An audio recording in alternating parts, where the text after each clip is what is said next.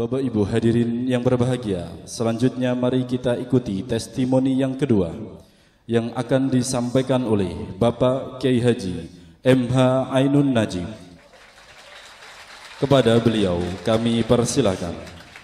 Bismillahirrahmanirrahim. Assalamualaikum warahmatullahi wabarakatuh. Tadi Bapak Menteri Agama periode yang kemarin menyebut prestasi Gus Solah itu karena cinta beliau yang luar biasa kepada dunia pesantren dan utamanya Tebu Ireng. Maka aku minta kepada anak-anakku semua, engkau sekarang bernafas, hembuskanlah nafas kalian itu dengan sepenuh-penuh rasa cinta di dalam jiwa dan hatimu untuk Gus Solah, untuk Tebu Ireng, untuk Republik Indonesia dan untuk semuanya. Cinta itu ada dua dimensi, satu Ar-Rahman, kedua Ar-Rahim. Ar-Rahman adalah cinta yang meluas dan Ar-Rahim adalah cinta yang mendalam. Dan Allah memilih dua sifat cinta itu untuk menjadi ikon utama dari karakter beliau. Tidak ada Bismillahil Qahirul Qahar, tidak ada Bismillahil Syadidul Iqab, tidak ada, yang ada Bismillahirrahmanirrahim. Oleh karena itu, seluruh yang kita alami dalam kehidupan ini, apakah dalam konteks keluarga, masyarakat, negara, alam semesta dan dunia, di dalam satu cara pandang, itu semua karena Allah punya kerentek kalau bahasa Jawanya untuk melakukan percintaan. Dan kalau dia ingin bercinta maka dia harus menciptakan pihak kedua, ketiga dan seterusnya, maka dia bikin makhluk. Dia bikin Nur Muhammad sampai ke kita sekarang. Dan Allah kemudian melakukan percintaan. Makanya orang sholat, orang mengikuti Kanjeng Nabi itu satu-satunya landasan adalah karena in kuntum tuhibbunallaha fattabi'uni. Jadi alasan kita sholat, alasan kita bikin pesantren, alasan kita ngurusin Indonesia, alasan kita kawin, alasan kita beranak cucu, bertani dan apapun saja adalah karena kita cinta kepada Allah dan metodenya adalah oleh Allah disuruh mengikuti Kanjeng Nabi. Maka kita menjadi khalifah di belakang Kanjeng Nabi. Nah, maka Allah menciptakan makhluk dari Nur Muhammad sampai apapun saja, berkembang, mengurai, memuai, dan masterpiece atau yang paling indah, yang paling unggul, yang paling dahsyat dari seluruh ciptaan Allah adalah Kanjeng Nabi Muhammad SAW. Oleh karena itu, untuk supaya kita sama Gus Solah ini berada di dalam satu aura yang tepat di hadapan Allah Subhanahu wa taala, nanti kita harus selawatan bareng, satu selawat untuk Gus Solah. Karena enaknya kita yang bukan Muhammad ini, enaknya apa? Kita itu kalau menghadap Allah kan tidak bisa diandalkan. Terus mesti gak lulus di taek-taek. Mesti gak lulus terus. Kagian dosa, kagian maksiat, kagian ngerasani wong, kagian bully, kagian medsos, kagian gatel. Maka Allah menawari cara yang sangat mudah, asal engkau bercinta dengan kekasihku Muhammad SAW, maka engkau akan punya peluang untuk mendapat ampunanku dan masuk ke surgaku. Itulah sebabnya kita tadi tahlilan, itu sebabnya kita tadi selawatan dan seterusnya. Itu semua alasannya hanya cinta, yaitu yang Rahman dan yang Rahim. Itu dua dimensi cinta. Bapak-bapak, ibu-ibu sekalian, anak-anakku sekalian, untuk memberi testimoni tentang Gus Solah, tidak mungkin saya tidak menyebut Tebu Ireng. Untuk menyebut Gus Solah dan Tebu Ireng tidak mungkin saya tidak menyebut umat Islam secara keseluruhan. Dan untuk menyebut umat Islam saya tidak mungkin saya tidak menyebut Republik Indonesia dan dunia dan alam semesta. Oleh karena itu, yang pertama, Tebu Ireng sama Indonesia itu kakak beradik. Tebu Ireng adalah saudara tua, bahkan Tebu Ireng adalah laboratorium berdirinya Republik Indonesia. Kalau tidak ada komando jihad dari Mbah Hasyim, resolusi jihad dari Mbah Hasyim, maka 10 November Surabaya tidak akan terjadi dan kita mungkin tidak bisa mempertahankan kedaulatan kita melawan perang pasukan sekutu pada waktu itu. Maka Tebu Ireng ini adalah orang tuanya Republik Indonesia. Jadi kalau Indonesia besok milih presiden, tanya ke Tebu Ireng. Kalau Indonesia besok mau membangun lebih lanjut, mengembangkan kemajuannya, maka belajarlah kepada Tebu Ireng dengan semua sejarahnya. Belajarlah kepada sejarah Tebu Ireng. Ada sangat banyak unsur-unsur Tebu Ireng yang tidak dipelajari oleh Indonesia, maka Indonesia akan makin lama makin seperti ini. Moga ini sinau nang Mbah Hasim, sinau nang Mbah Wahid, sinau nang Syekhona Khalil, sinau nang konstelasi di sini, supaya kita mengerti biyen iku air kawahnya Republik Indonesia adalah Tebu Ireng. Sadurunge bayine iku mbrojol teko mbokmu iku sing jenenge air kawah itu ya Mbah Hasim dan kawan-kawan semua itu. Di Indonesia hanya dikenal Cokro Aminoto karena mereka tidak punya cara pandang untuk menemukan atau untuk memahami bagaimana sebenarnya peran agama, ulama dan kiai-kiai di dalam konstelasi politik. Maka yang dikenang bukan Mbah Hasim dan Syekhona Khalil, yang dikenang hanya Cokro Aminoto yang punya murid Bung Karno, Bung Hatta dan semua itu. Maka Mbah Hasim adalah pahlawan nasional dan dalam arti yang sesungguhnya, karena kalau soal negara dan pembangunan bapak kita adalah Cokro Aminoto, tapi kalau soal kebudayaan dan akhlakul karimah masa depan bangsa Indonesia, bapaknya Indonesia adalah Kiai Haji Hasyim Asy'ari. Nah, untuk memberi testimoni khusus mengenai Gus Solah, nanti jangan diviralkan lagi ya. Harus ada cara pandang yang jelas, karena menurut Pak Lukman Saifuddin tadi al ilmu at-tariqatu ahmu minal ilmi minal madah, terus apa lagi, wal mudaris ahmu minat tariqah wa ruhul mudaris ahmu minal mudaris. Iki ngene-ngene di Menteri Agama wong pesantren ku enak. Aku ngene-ngene iki aku gak maca, aku ngarang-ngarang dhewe, nek salah wis cek dilolokno karo Khalid Basalamah Baba wis. Cek diuring-uring aku. Jadi teman-teman sekalian, Anda tahu kita itu kan orang hidup itu kan gini, kompleksitas di zaman Tebu Ireng didirikan atau di zaman NU didirikan, kompleksitas zaman yang terjadi pada waktu itu, politiknya, sosialnya, ekonominya, masyarakat itu berbeda dengan kompleksitas yang sekarang. Jadi sekarang lebih canggih, sekarang lebih ruwet, sekarang lebih berlabirin-labirin, berlapis-lapis. Nah, dengan kompleksitas yang berbeda itu, menurut saya Gus Solah adalah salah satu Kiai Tebu Ireng yang mampu menjawab kompleksitas yang sudah tidak sederhana dibanding dulu-dulu. Ketika Tebu Ireng berdiri, masyarakat masih sederhana, pokoknya ono londo digepuk wis ngono tok. Ya, nek dulur dhewe kenduran nek ngono tok. Tapi nek saiki iki bedakno setan karo malaikat wis angel. Bedakno wong temenan ta wong gak temenan ku ya angel. Gitu. Jadi sekarang kompleksitasnya luar biasa, peran pesantren untuk apa? Bahkan tadi Pak Lukman tadi mengatakan pesantren harus bisa menjadi penguat masyarakat. Saya bahkan menuntut lebih dari itu. Pesantren adalah laboratorium masa depan bangsa. Tebu Ireng adalah laboratorium tempat workshop untuk menyusun formula masa depan negara Indonesia. Pokoknya takon Tebu Ireng ta. Nek ono presidennya ta pas negara ini ya. Kudu rene.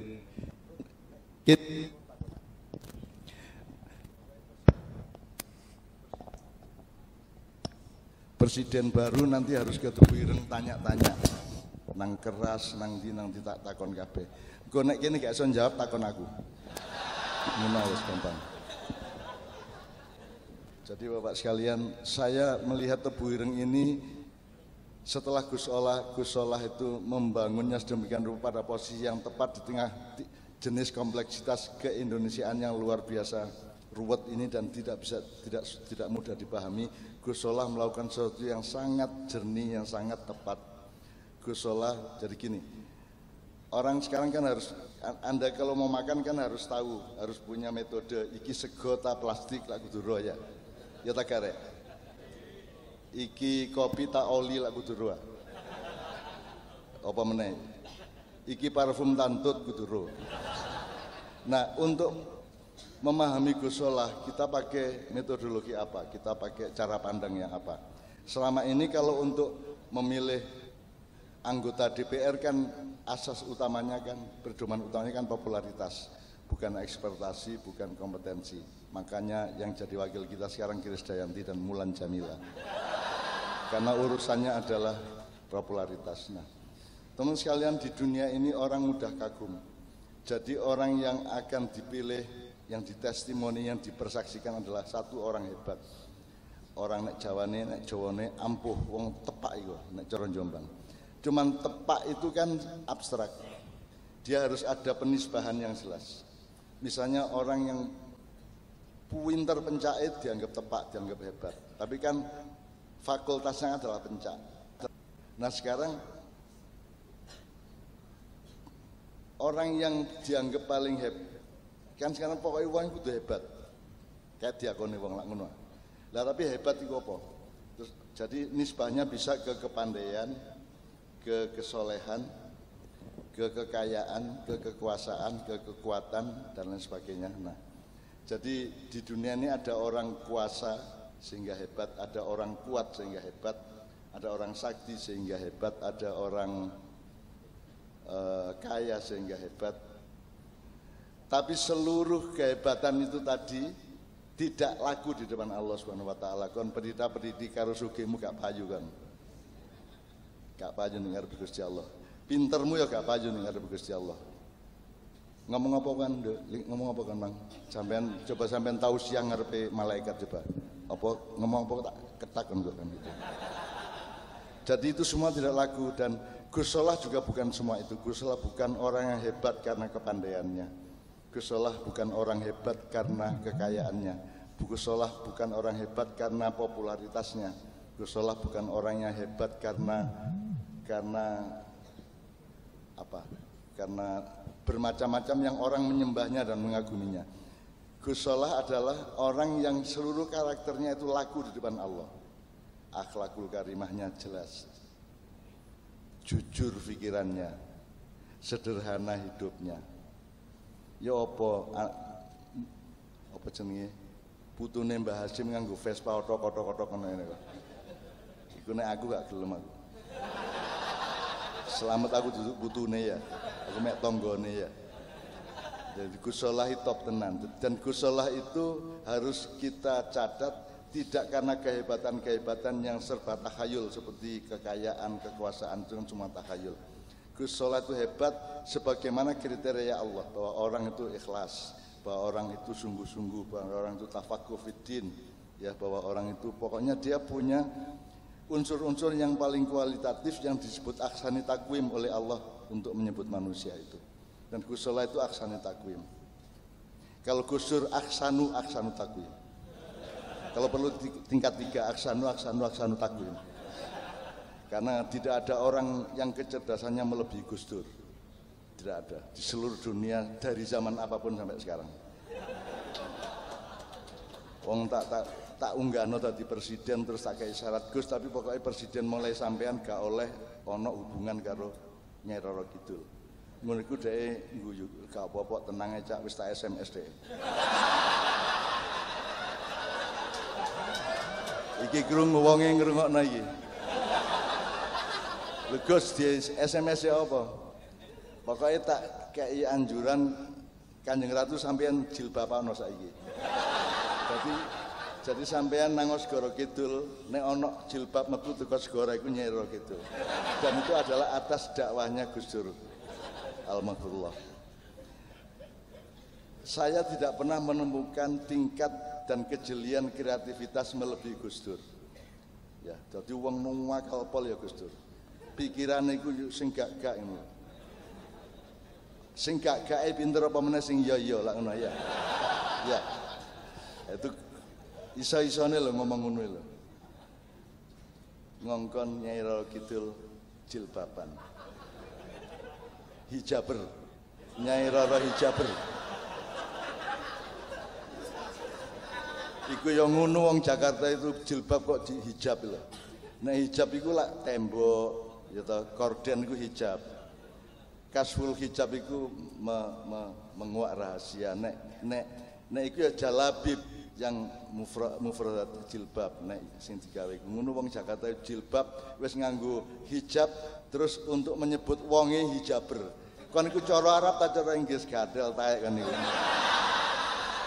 Nek Arab nek Inggris Jakarta gak jelas. Mulane ibu kota Indonesia nek kate pindah ya rene rek nang Jombang rek. Nang Jombang Karena ini bukan soal uang, ini bukan soal politik, tapi soal infrastruktur jiwa, ilmu dan rohaninya manusianya untuk jadi ibu kota. Untuk apa ibu kota itu ibu kota keuangan? Jakarta biarkan jadi ibu kota keuangan, tapi Jakarta bukanlah ibu kota ilmu, Jakarta bukan ibu kota akhlak, gitu. Jakarta, nah, makanya aku usul jani tebu ireng iki di luar jadi ibu kota Indonesia. Sing jenenge Serambi Madinah ya kene iki. Saiki Islame Mekah kabeh. Mekah kabeh saiki. Angger mulai teko Mekah, Madinah wis apa jenenge? Pokoke kereng ana wong sembayang jadi salahno, salawan mari sembayang jadi salah-salahno. Ndudenge kudu jelas rene tarine. Cek angel wong saiki. Karena Islamnya Islam Mekah. Nah, Mbah Hasim sampai Gus Dur sampai Gus Solah itu Islamnya Islam Madinah. Islam Madinah itu bukan Islam kekuasaan, tapi Islam silaturahmi dan khilafah. Khilafah itu artinya kita punya ilmu dan kreativitas untuk mengelola segala sesuatu. Khilafah itu artinya khalfun itu ndek mburimu. Gusti Allah mlaku rono kene melok, Kanjeng Nabi rono kene melok rono untuk mengurusi kehidupan ini. Jadi di Madinah itu Rasulullah tidak pernah jadi khalifah, tidak pernah menjadi presiden, tidak pernah jadi raja. Juga bahkan beliau tidak memimpin. Yang menjadi pemimpin waktu itu adalah kewibawaan dan kejujurannya Rasulullah. Tapi beliau tidak mengkoordinir. Jadi rakyat warga Madinah dibiarkan untuk berunding sendiri untuk masalah-masalah yang mereka hadapi, sehingga muncul sampai 47 piagam pasal piagam Madinah itu. Dan Rasulullah di sana tidak nyuruh-nyuruh orang Islam masuk Islam, tidak nyuruh orang untuk masuk Islam. Rasulullah di sana umat Islam hanya 15%. Jadi yang dilakukan Rasulullah begitu ke sana adalah mencari sumber air, terus mempetakan mana tanah untuk pertanian dan mana tanah untuk hunian. Kemudian dia mempelajari segala sesuatu yang menyangkut Desa Mawacoro dan Negara Mawatoto di Madinah, dan tidak pernah menjadi khalifah, tidak menjadi. Jadi kalau kita sampai ada menteri yang mengatakan haram hukumnya kalau mengikuti sistem pemerintahan Nabi Muhammad, itu kan ajahalul jahiliyah. Itu sak goblok wong goblok. Kapan Kanjeng Nabi duwe sistem pemerintahan itu kapan? Kon macamu iku apa, Rinyo tak tatapno cagak ndasmu kene. Kapan Kanjeng Nabi dadi pemerintah lho kapan? Gak tahu ono sistem pemerintahan. Yang ada adalah punokawan dan ponokawan. Kalau bahasa Jawa, nek punokawan itu orang yang menemani rakyat dengan ilmu dan kebijaksanaan. Kalau ponokawan orang yang menemani rakyat dengan cinta dan kesetiaan. Itulah yang dilakukan Rasulullah di Madinah. Tidak memimpin secara formal. Nah, mulai Islam dadi blunder itu ketika ada Khulafaur Rasyidin, Abu Bakar, As-Siddiq, Umar bin Khattab, kemudian Utsman bin Affan, kemudian Ali bin Abi Thalib, kemudian Al-Khulafa Ghairu Rasyidin ba'da sing Rasyidin mek papat liyane gak Rasyidin kabeh. Dan berkembang Islam kemana-mana ini oleh yang Ghairu Rasyidin ini. Itu teman sekalian. Nah, jadi menurut saya khilafah itu bukan sistem pemerintahan negara. Khilafah itu adalah sumber cara berpikir untuk mengurusi apapun saja dalam hidupmu.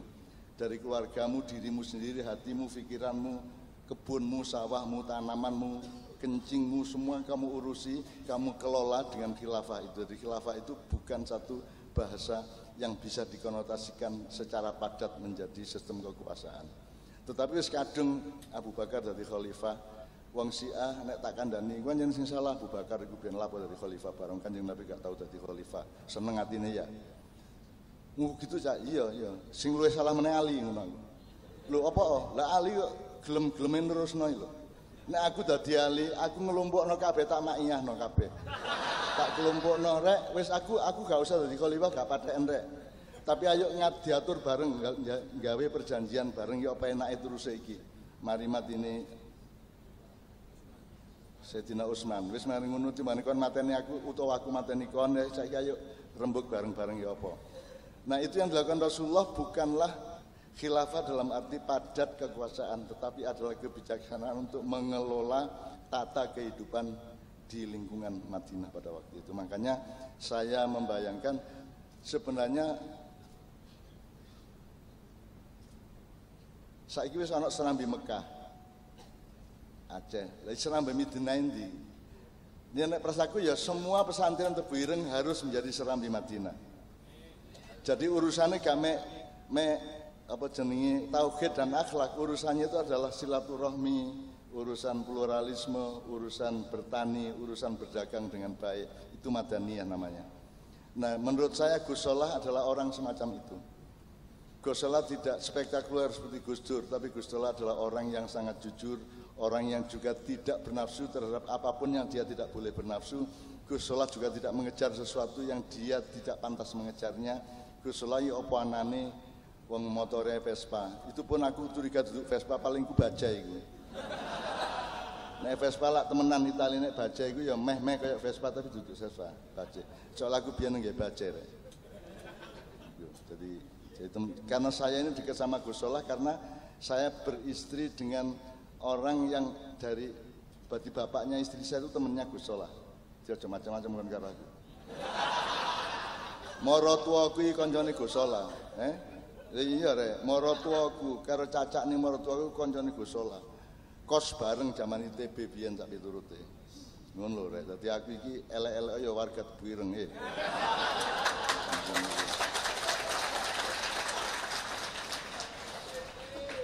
Nah, tolong Tebu Ireng teman-teman santri juga dipandu untuk mempelajari Tebu Ireng dari segala aspeknya.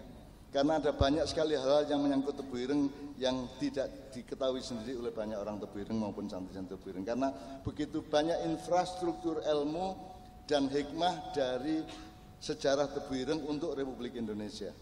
Sangat banyak. Mungkin sejak pesantren Selawe sampai macam-macam yang Mbah Hasyim terlibat. Terus biyen sapa sing duwe tanah Tebu Ireng biyen? Sing ngekeki sapa? Terus Pak Lurah iku biyen apane Mbah Hasyim sak piturute iku ana kabeh sejarahe. Kalau Anda mempelajari itu sampai ke resolusi jihad, sampai ke kebijaksanaan yang lain pada periode-periode yang berikut-berikutnya, insya Allah Indonesia bisa bercermin ke Tebu Ireng. Karena Tebu Ireng itu ada labnya, laboratoriumnya, apa gorengannya Indonesia gitu, wajahnya gitu, gini wajahnya. Ya. Kecuali nek kon kepingin nguyui wajan yo ono kono. Tapi intinya saya berharap sangat banyak kepada Tebu Ireng dan saya sudah bisik-bisik sama Pak Yai yang baru kita ini untuk suatu hari saya siap kerjasama dengan Tebu Ireng dalam bidang apapun saja yang kira-kira untuk kemaslahatan Indonesia. Oke, anak-anakku sekalian, saya kira karena saya tadi mengharap kepada Anda agar supaya hembusan nafas Anda malam didorong oleh kepenuhan cintamu kepada Allah, Rasulullah, Gus Solah dan semua umat Islam dan semua bumi tanah jagat raya. Maka kan ada kita mengetahui ada pokoknya muslawatan untuk Gusti Allah balik Nabi Muhammad diterusno nang Gus Solah ngono ya. Jadi ada rute cinta di dalam sholawat. Itulah sebabnya kita tahlilan. Bayangkan malam hari ini mantan ketua Muhammadiyah Pak Din Samsudin melok tahlilan.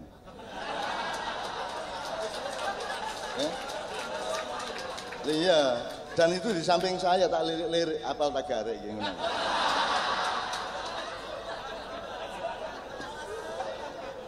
Ternyata apal. Soalnya saya itu selalu menyebut-nyebut nama beliau dalam konteks hukumnya rokok. Kalau NU itu kan tidak lazim kalau Kiai NU tidak ngerokok, itu tidak lazim. Kalau Muhammadiyah itu ada dua madhab di dalam Muhammadiyah, ada Muhammadiyah Malikiyah itu boleh merokok karena Pak Malik Fajar ngerokok terus. Terus ada Muhammadiyah, Syafi'iyah itu tidak boleh ngerokok karena Pak Syafi'i Ma'arif tidak ngerokok. Nek NU aku takon nang Mbah Sirot Klaten toko NU lokal di sana, umur 94, bas-bus petang rekat. Mbah, apa hukumnya ngerokok, Mbah? Terus yang ini, wah wajib. Apa? Wajib. Ya apa? NU ya Allah. Nah, Pak Din itu merokok hanya kalau di Samsu. Makanya kalau ketemu dia siapa? Din Samsu, Din. Jelas ya? Namanya aja Samsudin itu. Anda juga pasti pernah mendengar bahwa yang bikin di Samsu ini dulu kan Cina yang datang ke Mbah Khalil di mana? Bangkalan. Terus saya ini usaha apa supaya saya bisa hidupnya enak. Gini, ini kan banyak kebun tembakau, kamu jual rokok aja. Tapi harus konsumennya adalah Nahdliyin. Maka kemudian namanya harus indikatif terhadap wacananya para Nahdliyin. Maka rokok di Samsu itu bintang 9. Ya toh? Ya delok aneh saiki. Bukan rokokmu. Bintang 9. Terus namanya Ji Samsu 2, 3, 4, sholat subuh, sholat maghrib, sholat zuhur, asar, isya. Ji Samsu, jelas. Anda baca sendiri itu. Diwaca mburine niku apa? Kayak teks yang bahasa Indonesia lucu itu. Terus Cina sijine, lah kula napa, Mbah? Wis gak apa-apa kon dodol rokok, kon belajar maca bismillahirrahmanirrahim. Tapi yang jenenge Cina gak iso dhek. Akhire nggawe rokok bismillah. Bismillahirrahmanirrahim. Bismillah. Iku hadis sapa perawine iku rek? Ya sakaremu percaya ta gak percaya pokoke aku ngomong ngono iku. Kate lapo kon nek seneng-seneng kok gak seneng buakan lak ngono. Wong aku mek ngomong tok. Mosok urip pisan kali guyon ya. Ya.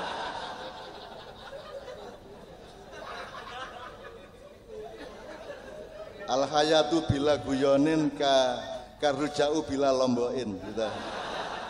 Ya.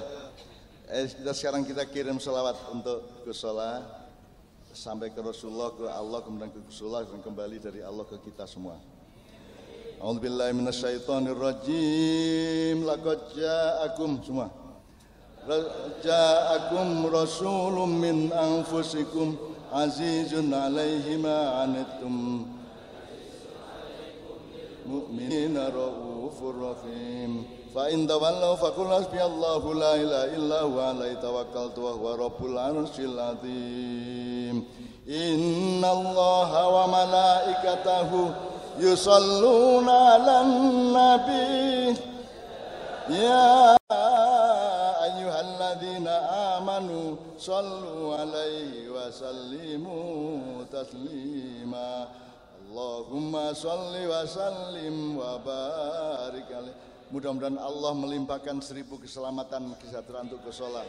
Salatun minallah wa alfa salam alal Mustafa Ahmad syarifil maqam.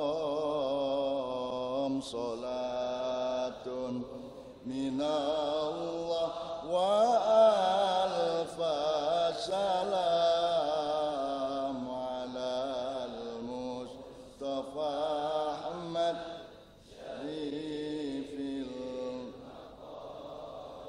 Ya Allah ridha, ya Allah ridha, ya Allah ridha, ya Allah ridha, ya Allah biha. Mudah-mudahan husnul khotimah untuk Gus Solah.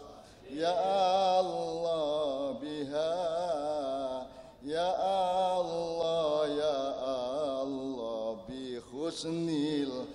Fatimah salatun minallah wa alfa salam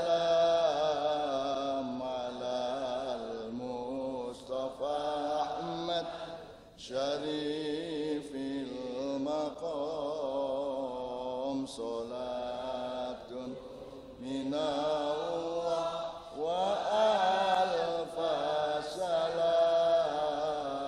alal Mustafa Ahmad syarifil maqam Allahumma salli wa sallim wa barik alaih. Ya Allah, jadikanlah malam hari ini di mana kami memperingati 7 hari Engkau panggilnya kekasih kami, orang yang kami cintai, Gus Solah, menjadi momentum hidayah tidak hanya bagi semua yang hadir malam hari ini, tapi menjadi momentum hidayahmu bagi semua umat Islam, bagi semua yang berurusan dengan tebu ireng, dan untuk seluruh rakyat Indonesia dan umat manusia di dunia. Innama amruhu idza arada syai'an ayyaqula lahu. Innama amruhu idza arada syai'an ayyaqula lahu. Innama amruhu idza arada syai'an ayyaqula lahu. Fa subhanalladzi biyadihi malakutu kulli syai'in wa ilaihi turja'un. Rabbana atina fid dunya hasanah wa fil akhirati hasanah wa qina adzabannar. Subhana rabbika rabbil izzati amma yasifun wa salamun alal mursalin walhamdulillahi rabbil alamin. Al-Fatihah.